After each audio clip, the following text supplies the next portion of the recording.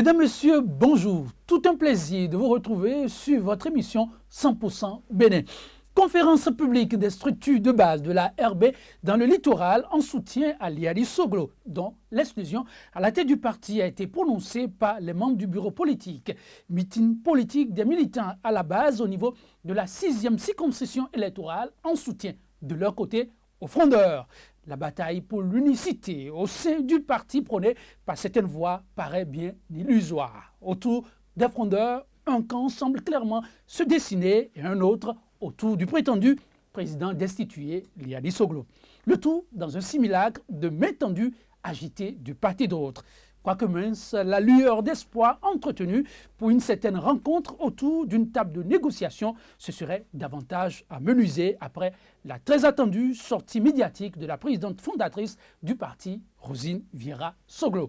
Dans une adresse qui lui est propre, elle invite les frondeurs à s'assagir ou à aller créer leur propre parti. Une prise de position diversement appréciée. 100% Bénin, le numéro du jour consacrera son temps d'antenne au nouveau développement que connaît la crise au sein de la RB. Les micros seront ouverts dans un instant pour nos invités, deux, comme d'habitude. Et ce sera autour du thème « Crise au sein de la RB », le parti La Renaissance du Bénin. Une bataille perdue d'avance pour les frondeurs. Pour en débattre, Patrick Aman-Poyon. Il est coach en politique de développement et gestion de crise. Crise, nous y sommes à ce qu'il paraît. Patrice Aman-Poyon, bonjour. Bonjour. Comment vous portez? Très bien. Heureux de le savoir. En face de lui, on ne le présente plus, Bédéric François Gongo, éditorialiste. Il est le directeur de publication du quotidien béninois d'information Actu Express. Bédéric François Gongo, bonjour. Bonjour Joël, mes téléspectateurs et téléspectatrices de SICA, bonjour. Et la forme? Impeccable. Impeccable. Heureux aussi de le savoir. Crise à la Renaissance du Bénin. Le bout du tunnel ne semble pas être pour demain. Pour une sortie officielle, la présidente fondatrice de la Renaissance du Bénin, Rosine Vieira Soglo, a publiquement désavoué les fondeurs du bureau politique et pris fait et cause plutôt pour le président du parti en disgrâce, Liali Soglo. La tension, loin de descendre, aurait monté tout d'un coup. Le suspense est désormais, en croit nombre d'observateurs, tout entier pour la suite des événements. Bédéric François Gongo, je me retourne vers vous. L'éditorialiste se sent-il interpellé par ce que vit actuellement la RB, je veux dire professionnellement, bien entendu? Crise d'existence, de maturation de leadership. Le constat nous amène à remarquer que la renaissance du Bénin, suite à l'élection du président de la République, suite à la non-recevabilité du projet de révision de la Constitution, subit, heureusement ou malheureusement, le sort de la plupart des grands ensembles politiques depuis le renouveau démocratique. Nous avons constaté le cas du PRD avec le PRD Arc-en-Ciel, NTC avec Ensemble, le phare La Fille avec le phare, et subsidiairement le cas d'Ounien également, avec la création de l'IDS de l'actuel ministre de l'Intérieur. Mais la renaissance du Bénin, en crise, cela pouvait s'expliquer également lorsque l'on voit un peu l'historique de ce parti qui a connu, après l'appel de Goro, une véritable renaissance avec des partis qui sont arrivés, d'autres qui ont refusé. Nous nous rappelons du phénomène de Mito Baba qui avait dit « c'est ça ». Bona c'est Somigo, Bona Sole c'est Somia. En tout cas, pour le téléspectateur, que ça suffit, ce bout de phrase important. C'est-à-dire qu'on ne va pas vénérer le cheval, vénérer l'anus du cheval et vénérer, excusez-moi du peu, les crottes du cheval. Nous nous rappelons de cette rencontre au niveau du rôle des arts à la veille des élections, déjà en 1996, où la première dame vaillamment avait clamé haut et fort devant nous étions parmi les quelques rares invités. La première dame avait clamé haut et fort que la Renaissance du Bénin était une propriété privée. Tous ceux qui sont arrivés après et qui aujourd'hui se retrouvent dans la position de frondeurs sont véritablement arrivés après. Et ils savaient en quoi ils étaient arrivés. La plupart ont même eu leur promotion grâce à leur positionnement auprès de la première dame. Ou soit ils sont des parents, ou ils sont des proches, ou ils sont des coquins ou des copains de Liali aujourd'hui, président légitime et légal du parti jusqu'à l'heure actuelle. Pourquoi maintenant? Maintenant parce que nous avons constaté que le chef de l'État, malgré le soutien de 4 anciens présidents de l'Assemblée nationale, je veux parler de Nago, de Humbedji, de Djikola de Amoussou, malgré le soutien des grands ensembles politiques du moment, l'Union fait la nation, le PND, les FCBE dans leur grande majorité avec les transfuges et une bonne partie de la Renaissance du Bénin, nous avons constaté, disais-je tout à l'heure, que le chef de l'État n'a pas pu avoir la majorité requise pour ne serait-ce qu'avoir la recevabilité du projet de révision de la Constitution. Il a constaté que, ayant la légalité du pouvoir suite à l'élection présidentielle, la légitimité lui échappe par rapport à l'adhésion d'abord de la masse populaire qui se retrouve comme sous les feux de rampes négatives, d'actes antipopulaires, de faits antipopulaires et de faits de gestion reprochables aujourd'hui.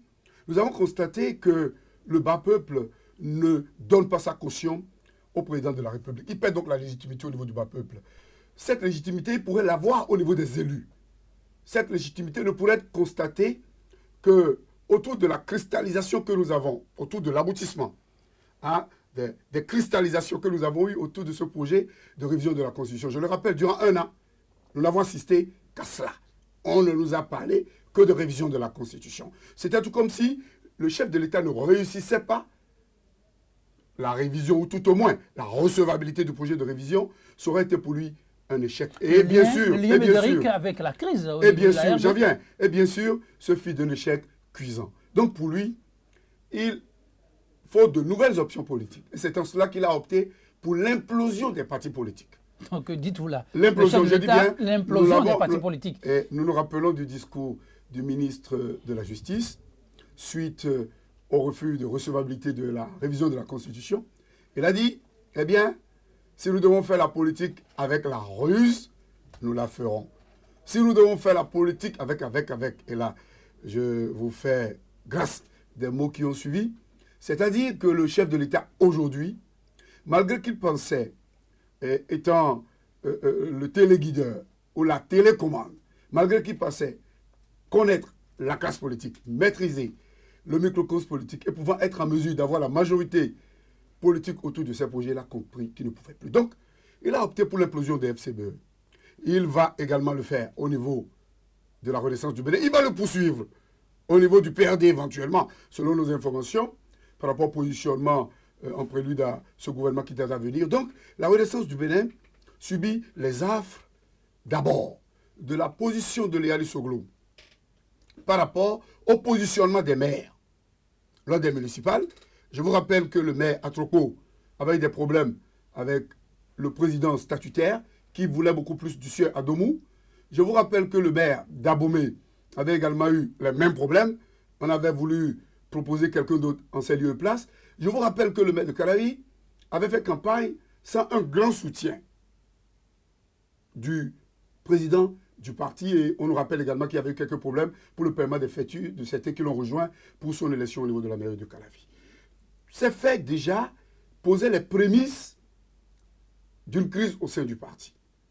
Et voilà qu'aujourd'hui, le président de la République, chef de l'État, n'ayant pas été soutenu par le président Léali Vieira Soglo, et vraisemblablement ayant eu des problèmes par rapport à la libération des espaces publics ou au déguerpissement des espaces publics par entre le préfet et le maire, nous remarquons aujourd'hui que le chef de l'État, lors de son discours avec les maires du Grand Lokwe, il a clairement ouvert les hostilités.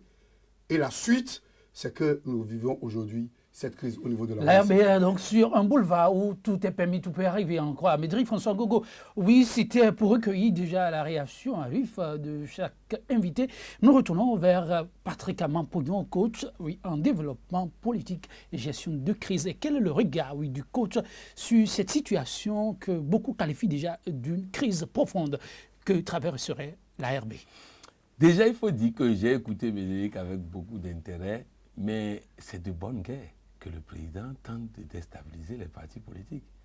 En France, Macron a déstabilisé tous les partis politiques, et en France, ça ne pose pas de problème simplement à cause de la méthode, à cause de la stratégie, qui est basée beaucoup plus sur des méthodes qu'on enseigne dans les écoles de stratégie qui sont saluées même par ceux dont les partis sont déstabilisés. Donc je voudrais que nous puissions nous dire que c'est normal que le chef de l'État tente de déstabiliser des partis politiques qui ne sont pas avec lui. Alors, vous parlez de stratégie ici, de méthode, c'est-à-dire que les méthodes employées ici sont loin de celles recommandées. Ah oui, c'est que ici, c'est des méthodes qui conduisent à l'échec. Parce que cette tentative ne peut pas aboutir en l'état. Échec du parti, échec pour l'unicité, échec à quel niveau? Non, échec de cette tentative de déstabilisation. Parce qu'en réalité, tous les partis politiques aujourd'hui ont des raisons d'être inquiets vu ce qui se fait. Ça veut dire que cette démarche-là aura du mal à trouver un soutien. Parce que vous savez ce qui se passe aujourd'hui, si c'est validé, ça va créer une jurisprudence où désormais dans chaque association, dans chaque parti politique, la majorité peut se retrouver dans un hôtel, la majorité du bureau directeur peut se retrouver dans un hôtel pour dire le président est destitué, renvoyé. Et donc si on a validé ça juridiquement, il sera difficile de contredire les autres. Moi je pense que cette démarche-là aura en face tout ce que nous appelons aujourd'hui parti politique, tout ce que nous appelons aujourd'hui association, vont se retrouver à un moment donné en danger avec cette stratégie. Donc, le chef de l'État a péché. D'abord, nous ne voilons pas la face, la main du gouvernement est dedans. Maintenant... Non, on ne peut pas être si affirmatif. Non, la main du gouvernement... Vous avez suivi un peu les classiques du pouvoir. Ils l'ont clairement signifié. Le chef est préoccupé par des questions de développement et des questions d'ordre politique. Le chef a annoncé. Il a annoncé que maintenant, il va faire la politique avec rage et ruse. Mais pour l'instant, il n'a pas annoncé les couleurs, même s'il a dit de cette façon-là. Non, il a annoncé les couleurs parce que non, ça dit que ne faisons pas... Donc vous êtes convaincu que la main du chef... Le chef d'État lui-même est convaincu. Donc on n'a pas besoin de parler. Lui-même, il est convaincu. Il sait de quoi on parle. Donc il est à l'œuvre. Il est à l'œuvre. Seulement, il faut de la méthode. C'est normal qu'il veuille ébranler ceux qui s'opposent à lui. C'est de bonne guerre. Nous sommes en politique. En politique, on donne des coups et on reçoit des coups. C'est comme ça la politique. Maintenant, il faut le faire de manière à gagner. Or, tel que c'est fait là, c'est en train d'augmenter la... Moi, j'ai discuté avec des jeunes... C'est en train d'augmenter quoi? La popularité du président Léhady. Moi, j'ai discuté avec des jeunes de ce pays qui ont dit on n'aimait pas le président Léhady. Mais ce qui se passe nous amène à nous allier derrière lui. J'étais sur une radio hier. Les gens ont appelé, c'est ce qu'ils ont dit. Ne serait-ce pas des jeunes manipulés? Parce qu'on entend dire, ceux-là, ils jouent sur des données quand même tangibles. Ils reprocheraient, entre autres, au président du parti d'être resté au-delà du mandat qui lui a été concédé. Trouvez-moi deux ou trois partis politiques du Bénin qui ont fait les congrès dans les délais. Trouvez-moi 2 ou 3 partis politiques. Même s'il n'y en a pas, il faut arrêter un jour. Oui, mais ce que j'ai dit, c'est-à-dire que c'est le caractère jurisprudentiel de ce qui est en train de se passer. Ça, c'est un. Deuxième chose, si le président Léhady est illégitime parce qu'il a dépassé son mandat, ça veut dire que tout son bureau politique est illégitime. Donc ils n'ont pas le droit de faire ce qu'ils ont fait. Ils n'ont pas le droit de faire. Je vous dis, sur des questions de droit, cette initiative n'a rien de légal. C'est-à-dire, vous allez voir que le ministre Abraham, le président Abraham Zirokoué, lorsqu'on lui pose des questions de droit, il dribble les questions de droit, il parle des erreurs de Léhady. Mais je dis sur les questions de droit, parlons d'abord de droit. Léhady, oui, Léhady a fait énormément d'erreurs. Avec un peu de stratégie, un peu d'intelligence, on aurait pu faire tomber Léhady comme un fruit mûr d'un arbre. Mais la méthode choisie n'est pas la bonne. La stratégie n'est pas la bonne. Voilà là où le problème se pose. En tout cas, il s'agit juste pour planter les décors. Mesdames, messieurs, parce que le débat a sérieusement évolué, était très attendu la position de la présidente fondatrice du parti, Rosine Vieira-Soglo. Eh bien, l'annonce faite s'est concrétisée. Sa position a été claire. Au frondeur, la présidente du parti demande à ce que soit on s'assagit ou soit on crée son propre parti avec la bénédiction qui s'y est. Mesdames François Gongo, vous avez suivi ça avec un peu de déception, de surprise. Ça a été quoi votre réaction? Écoutez, moi je m'y attendais parce que cette sortie, dans cette démarche? Oui, je ne pensais pas autrement. Il y a cela déjà plus d'une semaine, Actu Express avait déjà écrit et s'était demandé si les frondeurs allaient créer leur propre parti politique. Tout simplement pour vous dire que le débat aujourd'hui est autour du logo de la Renaissance du Bénin. On en est déjà sur ça? Non, le débat est autour du logo, c'est-à-dire le combat pour le contrôle de la Renaissance du Bénin. Au-delà du fait qu'on veuille faire fait partir le président Léali Soglo, au-delà du fait qu'on pose le problème de parti familial, c'est fondamentalement pour les frondeurs une question de subsistance politique. Parce qu'individuellement, ils ne pourront pas y aller. Nous nous rappelons du cas de Guédou, de Kwedissi, de Pifan Kenom. Candidat Zanaï a été très rusé, très malin pour créer le parti, restaurer l'espoir au moment où il y avait pour lui de l'électorat à prendre. Et il a su capitaliser cet électorat pour se réfugier derrière la jeunesse politique du président Boliaï et se faire élire pour revenir député. Mais vous devez comprendre qu'à la législature qui a suivi, je parlais de 2011 je crois, il n'était plus revenu parce que le président Boliaï était redevenu chef et était en discordance avec lui. Après qu'il ait été légèrement dans le gouvernement, le président Boliaï était en discordance avec lui, lui aurait fait la fête d'une manière ou d'une autre. C'est pour vous dire aujourd'hui que la sortie de la présidente, l'existence, le fait que le couple Soglo, je veux parler du patriarche et de notre maman vénérée, soit encore en vie, enlève aux frondeurs toute légitimité. Quand ils parlent, leur voix sont d'autorité. Le président Dieudonné Nicéphore Soglo a parlé, la première dame a parlé, les électeurs, qui sont des électeurs traditionnels. Il y a des gens, depuis qu'ils ont commencé par voter, tout comme c'est le cas pour le PRD, c'est également le cas pour la Renaissance du Bénin. Ce sont les seuls deux grands partis qui ont eu des ancrages, on pourrait le dire, des ancrages au niveau des régions, au niveau des ethnies, des ancrages qui ont été confortés. Et même si la Renaissance du Bénin a suivi dès le départ une saignée qui s'est transformée en hémorragie, qui s'est révélé être de l'atrophie, si l'on considère le nombre de députés que l'UTR avait eu après le CNOS. Je me rappelle avec les Jean-Marie Zorou, la première Assemblée nationale, la Renaissance du Bénin au prime abord. Et que la Renaissance du Bénin de 20 et quelques ou de 19 se retrouve aujourd'hui à 5 députés et même en moins, on peut constater effectivement qu'il y a eu problème. Si l'on considère que l'actuel maire, pour avoir été candidat, deuxième, sur la liste à Cotonou, n'a pas pu passer, on pourrait trouver des situations atténuantes. Mais Derrick, oui, avec tout ce tableau que vous présentez, est-ce que c'est une démarche opportune de la part de la présidente du parti? La présidente du parti, de son vivant, doit parler. Et je pense qu'elle a sifflé la fin de la récréation. Elle a été claire. À ses propos? Elle a d'abord reproché la démarche. Elle s'est offusquée de la correspondance envoyée au président Dieudonné Nicéphore Soglo. Elle a reconnu que même s'il y a problème, il y a des voies légales. Et normalement, la démarche à suivre, c'était que le bureau tout entier devrait se saborder. Et cela ne pouvait avoir lieu que lors d'un congrès. Un congrès généralement convoqué par le président avec l'assentiment des structures habilitées. C'est la démarche.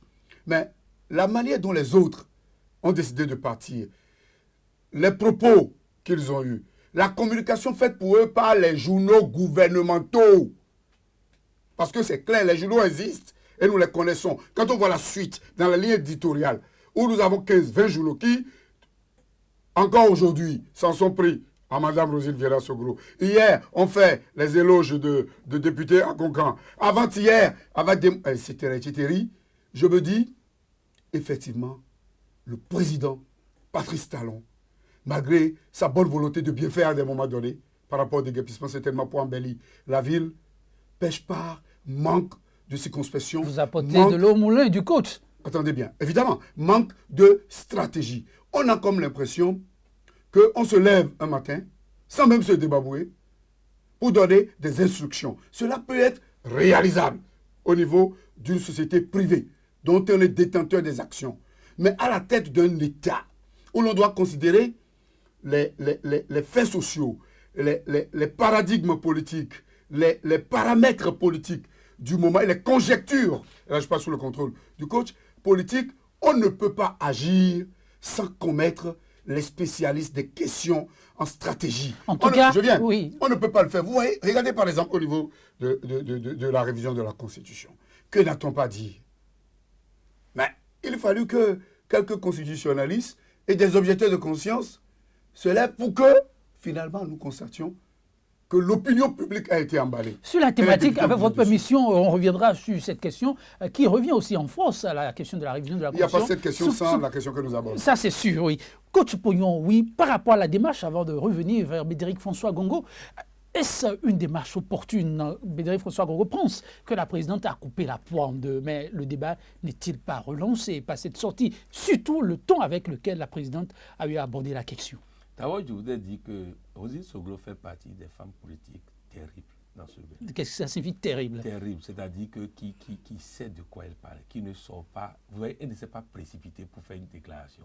Elle a écouté. C'est vrai, elle était posée, mais je ne déteste pas le poids de l'âge. Un peu trop fatiguée, plutôt. Elle a écouté les partis, elle a analysé les enjeux, elle a analysé. Vous savez, contrairement à Médéric, je ne savais pas ce que Roselyne allait dire. Je disais à mes collaborateurs, j'attends de savoir ce que Roselyne a dit pour savoir dans quel sens ira le vent. C'est pour vous dire que... Et maintenant, vous êtes situé? Oui, oui. Vous savez, j'ai l'habitude de dire aux gens, quand Roselyne a parlé d'avoir pris l'argent à l'Assemblée nationale, beaucoup ont dit, bon, elle va avoir des problèmes avec la justice. J'ai dit, vous oubliez que c'est un juriste qui parle. C'est un juriste qui parle. Donc, elle est juriste. Voilà. Et vous savez, juridiquement, je voudrais situer deux choses d'abord. Première chose, la gouvernance de la RB sous la présidence de Liadi est déplorable. C'est la première chose. Est déplorable. C'est-à-dire que ça manque d'ambition. Ça manque même le pouvoir n'est pas partagé par ses propres parents. Non, je vous comprends. Le pouvoir n'est pas partagé par ses propres parents qui sont les initiateurs. Vous voulez dire que, par exemple, le président maire, Soglo, est comme un étranger au sein du parti? Oui. Même la présidente fondatrice? Mais c'est de ça qu'il s'agit. Et c'est ça que les autres ont pensé exploiter. Le président Liadi, qui ne profite pas de cette situation pour penser que... Vous excusez l'expression, un dictateur en miniature? Moi, je ne porterai pas de jugement puisque mon but est de construire. Je veux que le président Liadi comprenne que, quel que soit le soutien dont il bénéficie dans cette situation, lui-même doit se remettre en cause pour la reconstruction d'un parti à la hauteur des ambitions de tous ces citoyens qui n'ont même pas de carte de membre, mais qui sont des renaissants depuis toujours. Donc, il faut qu'Odel Aladati a dit que lui-même, il est un renaissant parce qu'il a toujours voté pour Nicéphore Soglo. Donc, pour tout cela, il est bon que le président Liadi se remette en cause en tête. Parce que si on ne le dit pas haut et fort, ça va donner l'impression que nous sommes en train de nier les erreurs du président Liadi pour pouvoir dire que c'est le camp adverse qui fait des erreurs. Donc, la gouvernance de la renaissance du Bénin doit être revue de fond en comble pour permettre que ce parti puisse émerger. Ça, c'est un. Deux, la deuxième chose, c'est que les frondeurs, comme Médéric l'a dit, avec le soutien qu'ils ont des journaux du gouvernement, des députés de la mouvance, avec le fait qu'eux-mêmes, députés de la RB, ont déjà fait allégeance au gouvernement avant d'aller à cette rencontre, Roselyne a du mal à les prendre au sérieux. Autrement dit, Roselyne n'a pas dit, et personne ne peut dire qu'il a dit ça, qu'elle a dit que Liadi n'a aucune faute, Liadi n'a aucun défaut. C'est vrai, elle n'a jamais dit ça. Elle n'a pas dit ça. Oui. Mais elle est dans une situation où elle soupçonne, elle affirme que de l'autre côté, il y a la main du chef de l'État. Oui, quelque part, elle parle même de fumée du diable qui serait en train de circuler et demande aux gens de prendre, de manger, de dépenser, mais de rester... Exactement. Donc, Roselyne dit, je ne suis pas... Au fait, les gens vont dire, elle supporte son fils, ce n'est pas normal. Roselyne, ce n'est pas ça? Roselyne ne supporte pas son fils. Non, coach Pognon, soyez réaliste. Ou bien vous êtes un militant RB qui essaie de défendre un parti. Non, Roselyne Soglo ne supporte pas son fils. Roselyne Soglo, si elle devait supporter son fils, devait parler très vite. Roselyne Soglo a pris le temps d'analyser la situation. Et je n'ai pas fait moins que ça. Quand vous prenez par exemple le ministre Abraham Ziziropoé, qui était censé être un médiateur, vous allez... Mais vous dites censé, mais il est. Non. Et il a dit, non, il veut jouer à l'arbitrage. Il ne peut pas jouer l'arbitrage à partir du moment où il ne... C'est-à-dire, c'est ce rôle-là que je n'ai pas voulu jouer ici en ne parlant que des erreurs du camp en face. C'est-à-dire le ministre doit pouvoir dire, oui, Liadi a fait des erreurs, voici. Mais oui, ceux qui sont allés à Abomey aussi ont fait des erreurs. Et ça ne sort pas dans son discours. Son discours est partisan. À partir de cet instant, il ne peut pas jouer la médiation. Et c'est ce qui est déplorable dans la crise. C'est que nous n'avons pas de médiateur dans cette crise. Voilà ce qui est déplorable. Parce que je voudrais dire à tous ceux qui m'écoutent, que ce soit Liadi qui gagne, que ce soit le camp d'Abomey qui gagne, quel que soit le camp qui gagne, si ce n'est pas les deux ensemble qui gagnent, la Renaissance du Bénin va perdre des plumes, va avoir encore moins de députés que ce que nous avons aujourd'hui. Donc tout le monde a intérêt à se calmer et à remettre les choses dans l'ordre pour qu'il y ait un congrès. Un congrès qui peut-être balayera tout ce groupe, que ce soit de Liadi jusqu'à tout ça là, parce qu'on dit que le bureau politique a échoué, donc tous les membres de ce bureau politique méritent alors d'être balayés. Mais il faut que nous allions au Congrès et que tout le monde aille au Congrès et que là-bas, sans une logique de règlement de compte, il puisse y avoir une sortie par le haut. Oui, une voie que les uns les autres pourra apprécier et emprunter. Mais en tout cas, l'issue de toute crise finit toujours par les négociations, donc le dialogue. Médéric François Gongo, mais lorsque on semble être ouvert au dialogue et qu'on entend des phrases suffisamment fortes, la présidente est allée jusqu'à dire, oui, le coach Pognon l'a souligné aussi tout à l'heure, oui, le fumier du diable, qu'elle sait, qu'elle est disponible, et il demande, mais qu'il est fou pour ne pas vouloir de l'argent, mais quand ça vient qu'il faut manger, mais quand même qu'il faut savoir rester digne. Dans un contexte comme celui-là, où le bras de fer est manifeste, est-ce des propos honnêtement à tenir? Comment l'éditorialiste apprécie-t-il? Je pense que les propos qu'on a entendus, les derniers propos, à l'occasion de la crise de la Renaissance du Bénin, que l'on a entendu de Mme Viera Soglo, sont la suite logique des propos qu'elle a eus au niveau du Parlement lors de la démarche de recevabilité du projet. C'est la suite logique également des propos qu'elle avait eus en prélude aux élections présidentielles. Souvenez-vous que lorsque son mari avait pris fait cause pour le président Talon, était même parti s'installer à Abomey, elle avait toujours une position mitigée. Une position mitigée qui s'est concrétisée par la position de ce second fils, qui a opté pour Sébastien Germain Adjavon. Elle ne croyait pas beaucoup en la possibilité, ou bien en ceci que le président actuel pouvait respecter ses engagements. Ceci s'est concrétisé par le mécontentement du président du Dioline Nicéphore Soglo aujourd'hui vis-à-vis du président de la République. Et c'est tout à fait normal qu'au regard de tout cela, le moment choisi, parce que c'est tout comme si les frondeurs, dans le cadre de leur deal avec le pouvoir en place, en prélude à la recevabilité, pas tous en parlant de deal. J'en viens. À la recevabilité du projet de révision de la Constitution, avait également des intérêts collatéraux. C'est comme si on leur avait dit, si la révision passe, par rapport au remaniement, vous aurez tel. Mais voilà que la révision n'a pas pris. La recevabilité n'a pas été votée. Donc il faut qu'ils fournissent beaucoup plus d'efforts pour rassurer leurs partenaires qui se retrouvaient dans le président de la République. D'où des déclarations pour se démarquer systématiquement et de la première dame, dont les propos auraient quelque peu constitué le détonateur pour la mobilisation de certains députés pour constituer la minorité de blocage, et éventuellement parce que eux-mêmes, ils risquent de perdre toute crédibilité auprès du président de la République s'ils ne démontraient pas qu'ils avaient une mainmise sur le parti. Deuxièmement, le combat pour le contrôle du plateau d'Abomey a commencé.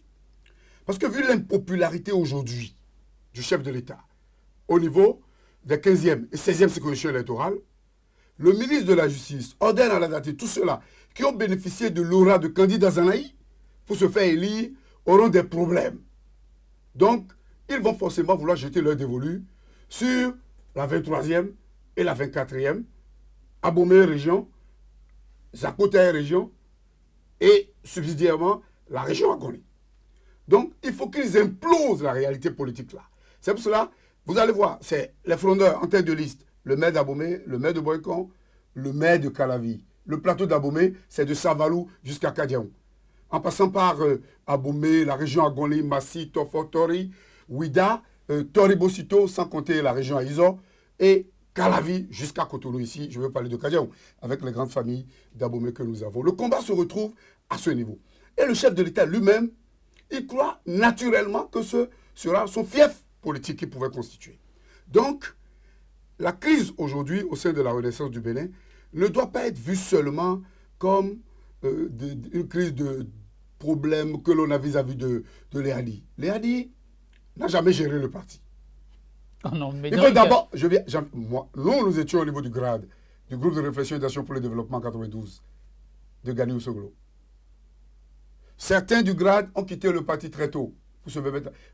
Le parti avait déjà des problèmes très tôt entre les deux fils. Il y avait problème. Donc le problème d'aujourd'hui, en soi, n'est pas une révolution, ce n'est pas une nouvelle. Les difficultés les visées sont loin. Ce n'est pas une nouvelle. Donc les visées aujourd'hui, c'est que le chef de l'État a compris qu'il n'a pas de majorité politique. Et comme l'a dit le coach, c'est de bonne... Mais Derrick, il a 60 députés à l'Assemblée. Écoutez, je vous en prie. Vous les avez suivis? Pourquoi on n'a pas encore formé le gouvernement? Le chef de l'État a dit, dès que c'est prêt, le chef de l'État veut avoir des garanties sûres avec ses partenaires politiques. C'est pour cela que vous allez voir des soutiens à gauche. Vous allez voir des soutiens... peut être vous allez voir des une caution sérieuse. Des soutiens à gauche, des soutiens à droite. Vous allez voir même au niveau du PRD aujourd'hui, il y a des problèmes. Ou par rapport à certains choix... il paraît que c'est l'harmonie, Médéric. Mais bon, les gens du PRD nous suivent, ils savent de quoi nous parlons. Donc, fondamentalement, c'est le chef de l'État qui a besoin de sa majorité. Et c'est normal qu'il utilise les moyens qu'il a en sa possession pour imploser les partis politiques. Mais comme l'a dit le coach tout à l'heure, oui. Et là, moi, je vais plus loin. Il n'y a pas de stratégie. Tout simplement, pourquoi? Il n'y a pas de stratégie. Les fondements spirituels, excusez-moi du peu, parce que le pouvoir est d'essence divine. Lorsque vous quittez la pire forme de prison que constituent les îles, pour être élu président de la République, même si vous croyez être le plus intelligent, forcément, il y a la main divine. Et lorsque Dieu utilise des personnes qui ont été honnêtes avec vous, qui ont sué sang et eau, qui ont refusé 1000 promesses pour s'engager à vos côtés, pour que vous soyez élus, c'est que, naturellement, vous ne pouvez être en phase avec le peuple que lorsque vous êtes en phase avec ceux qui représentaient le peuple et qui vous ont soutenu. Mais, à contrario de ce pouvoir a opté systématiquement pour l'implosion de la coalition de la rupture avec le non-respect des accords au sein de cette coalition.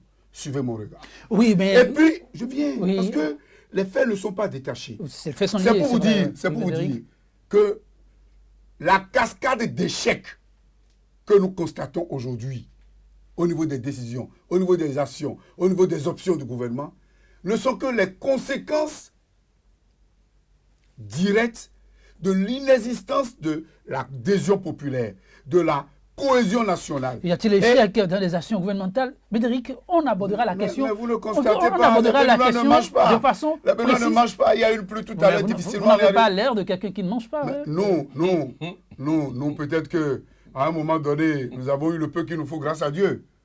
Mais lorsque vous voyez les pressions sociales que vous avez sur vous aujourd'hui, lorsque vous voyez la manière dont les gens commandent, et le chef de l'État lui-même le sait aujourd'hui. C'est d'un échec cuisant, j'en viens. On saurait faire les omelettes sans casser les œufs, Médéric. C'est d'un échec cuisant sur le plan social. N'oubliez pas, il a encore 4 ans. C'est d'un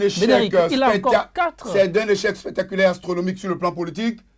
C'est d'un échec évident sur le plan diplomatique. Coach Poyon, dites sérieusement, avec tout le développement que fait Médéric, oui, certains évoquent la question, est-ce que Dieu s'invite dans un débat purement technique, a priori? Ah oui, et je vous ai... Parce que j'aime souvent illustrer, sortir un peu du schéma contextuel pour illustrer afin que ça ne donne pas l'impression que c'est un acharnement contre le chef de l'État. Vous savez, Nicéphore Soglo, la manière dont il est arrivé au pouvoir, c'est Dieu qui le lui a donné. Mais pour avoir traité ses collaborateurs de biches qui ne peuvent pas s'opposer à la rivière, pour avoir eu une gouvernance pas assez respectueuse des uns et des autres, il n'a pas eu un deuxième mandat. Et tout le temps, il a pensé que c'est la France. Oui, la France ne peut intervenir que lorsque vous avez laissé des possibilités à la France d'intervenir. C'est la même chose qui se passe aujourd'hui à la RB. C'est vrai, le chef de l'État en est pour quelque chose, mais c'est vrai aussi que la gouvernance pose problème au niveau de la RB. Et c'est pour dire qu'aujourd'hui, nous sommes dans une situation où le chef de l'État, s'il continue comme ça ne peut pas donner des résultats. N'oubliez pas ma question, celle de la main divine. Vous voulez que les gens je vais en conclure par là. Donc, il ne peut pas continuer comme ça. L'autre chose, c'est aussi à la RB. Si le président Liadi ne continue pas à gérer les hommes tels qu'il est en train de gérer aujourd'hui, ce n'est pas évident que ça aille loin. Maintenant, pour en venir à la question divine, un coup de stratégie politique. Vous parlez aussi de Dieu. Un coup de stratégie politique. On dit la première chose, pour réussir une stratégie politique, c'est les valeurs morales. Pourquoi? Parce que Dieu est avec quelqu'un qui a des valeurs morales. Et donc, si vous vous opposez à quelqu'un qui a des valeurs morales, vous vous opposez directement à Dieu. C'est-à-dire qu'il est important que nous comprenions. On ne peut pas, la meilleure stratégie qui est enseignée dans les meilleures écoles de football, c'est les meilleures écoles de guerre, c'est de gagner sans combattre. Or, aujourd'hui, nous sommes en train de gagner pour perdre. La victoire... Nous sommes en train de gagner de combattre pour perdre. C'est-à-dire qu'il est important que vous compreniez. Quand on parle de stratégie, on parle de comment je vais faire sans poser des actes, mais gagner. Sortir victorieux. Donc c'est possible. C'est possible. Et c'est ça qui s'enseigne aujourd'hui dans toutes les écoles. Donc l'homme à qui on a dit, ben, il sera riche et qui croise les mains. Non, ce n'est pas croiser les mains. C'est pas croiser les mains. Qu'est-ce que ça veut dire? Oui. Ça veut dire que l'opinion, aujourd'hui, lorsque la Renaissance du Bénin rentre en crise, c'est évident pour l'opinion publique que le chef de l'État est derrière. Alors que s'il y avait une bonne stratégie, la Renaissance du Bénin va aller en crise sans que personne ne soupçonne le chef de l'État. Prenez l'exemple de la France dont j'ai donné. Il a pris simplement quelqu'un qu'il a nommé Premier ministre. Et c'est fini. La crise est rentrée dans les Républicains. Il a fait ceci. Donc, il pose des actes. Vous bavardez, mais il n'a fait que promouvoir quelqu'un. Où est le problème? Il n'a fait que faire ceci. Donc, il faut revoir la stratégie. Il faut revoir la stratégie. Le chef de l'État, je le supplie. Je le supplie parce que je suis béninois. Je le supplie parce que je suis à l'extérieur. Je le supplie parce que c'est mon métier de faire la stratégie pour des autorités à l'extérieur. Et lorsqu'on m'insulte là-bas pour dire que voilà ce qui se passe chez toi, c'est vraiment gênant. Je le supplie de revoir la stratégie. Je supplie le maire de Cotonou de revoir la stratégie. Je supplie le PND. Je supplie les partis politiques. La politique telle que ça se fait aujourd'hui au Bénin est ridicule et ça nous déshonore, nous qui sommes à l'extérieur. Coach Pognon, Bédéry François Gogo, en tout cas, vos messages sont entendus. L'autre paire de manches qu'on ne saurait passer sous silence, c'est ce que d'aucuns ont appelé l'invité surprise au sein de la crise. Mais ce dernier dénie n'être pas au cœur de cette crise et ne veut même pas en entendre parler. Il s'agit de Candidat Zanahi. Il a rendu visite de courtoisie, une visite de courtoisie, a-t-il dit, pour souhaiter bonne fête de Ramadan au président de la RB, un président que d'aucuns ne reconnaissent pas du tout. C'est un fait anodin, d'après vous? Non, ce n'est pas anodin. Candide ne fait rien d'anodin. Candide ne fait rien d'anodin. Vous voulez dire que c'est vraiment un animal politique? Il fait partie des animaux entre griffes politiques de ce pays. Parce que, vous savez, je vais vous dire, Candide a toujours été aux élections, pas en alliance.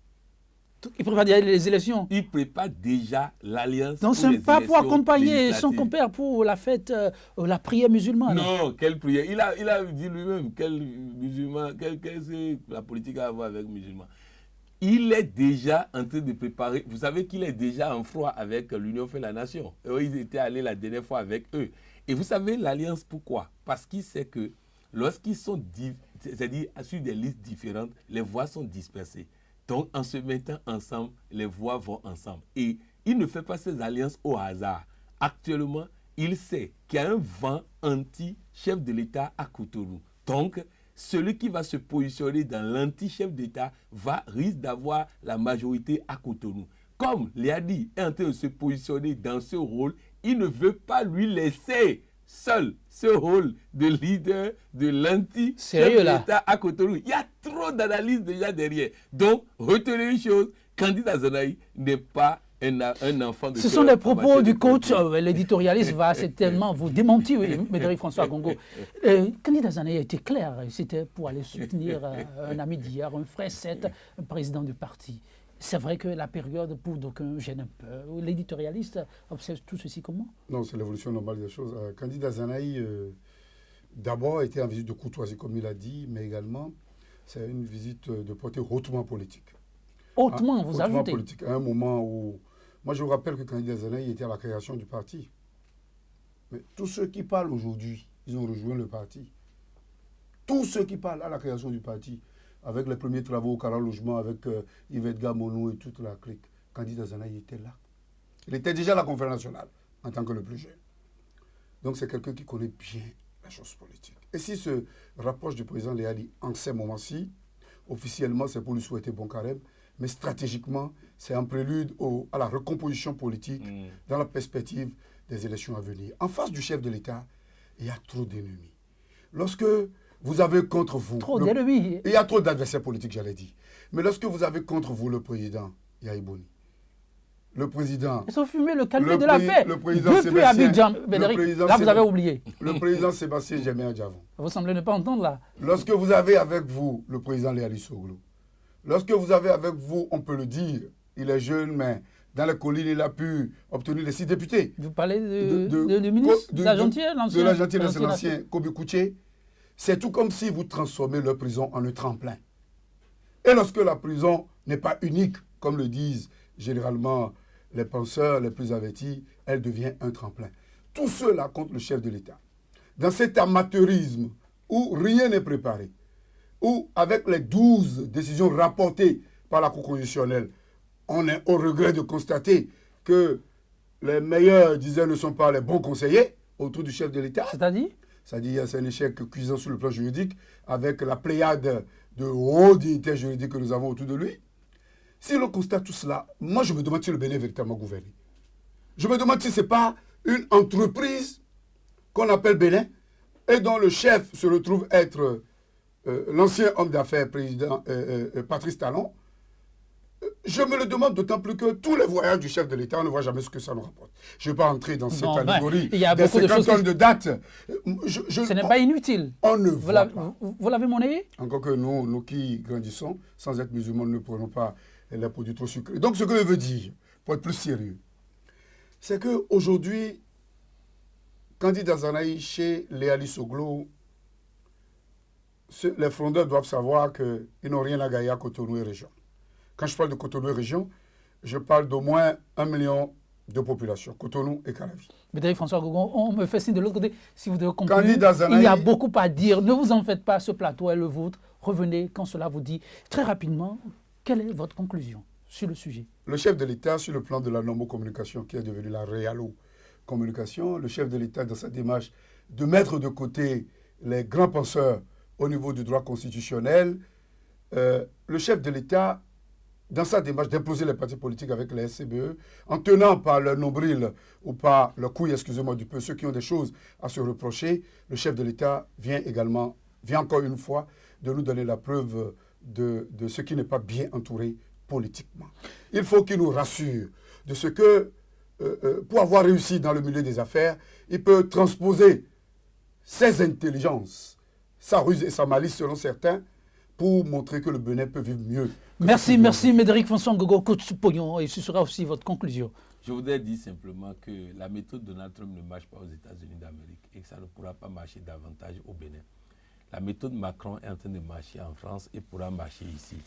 On ne joue pas au football sans entraîneur. On ne joue pas à la politique sans stratège. On ne joue pas dans la cour des grands on ne joue pas dans la cour politique avec les méthodes d'entreprise. C'est des cas différents. Je crois et je supplie le chef de l'État de faire appel à ceux qui connaissent le job pour l'aider à réussir. Macron a beau être intelligent, mais il a fait appel à ceux qui connaissent le job pour pouvoir l'aider.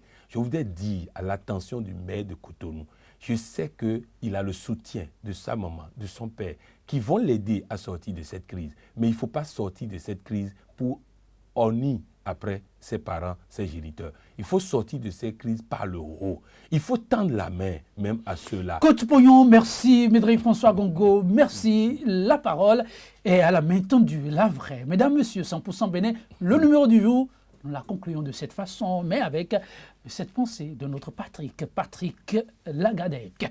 Je cite, « Les crises de demain sont souvent le refus des questions d'aujourd'hui et le manque d'écoute. Mesdames, Messieurs, qui que vous soyez, sachez et restez vous-même avec un peu de modestie. On finit par relever les grands défis à ce qu'il paraît. Merci pour votre aimable attention. 100% Bénin, le numéro du jour, c'est terminé. Demain, un autre jour pour un autre rendez-vous. À très vite.